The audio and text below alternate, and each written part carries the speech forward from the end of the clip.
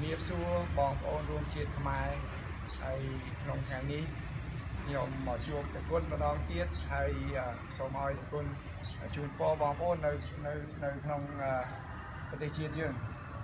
ដល់នេះសូមក្រាបថ្វាយគុំគុំចាស់គ្រប់អង្គសម្រាប់ពលញោមញាតិនៅលើពិភពលោកព្រមទាំងចំណាពលញោមចំណិចទៅបងប្រុសហើយបងប្រុសដែរបានចូលរួមទៅសូមជូនពលសកលសំណាងល្អគ្រប់បែបយ៉ាងអ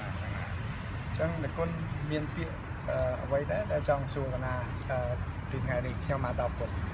ថ្ងៃនេះថ្មចង់មានចង្អល់ខ្លះឃើញញោមប្រាជ្ញាញោមស៊ូមកល្អយុវជននៃស្រាអញ្ចឹងថ្មមកស៊ូញោមផ្ទាល់ថ្ងៃនេះ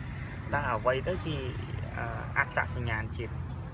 ខ្មែរយើងទៅសម្គាល់ខ្មែរយើងយ៉ាងណាសូមជួយបងប្អូនថ្ងៃនេះខ្ញុំសូមបកស្រាយពីរឿងអត្តសញ្ញាណខ្មែរថាអ្វីជាខ្មែរអ្វីដែលជាមិនមែនខ្មែរខ្មែរបើយើងចង់ដឹងថាយើងខ្មែរយើងត្រូវធ្វើដូចម៉េចណាមិនអត់អាច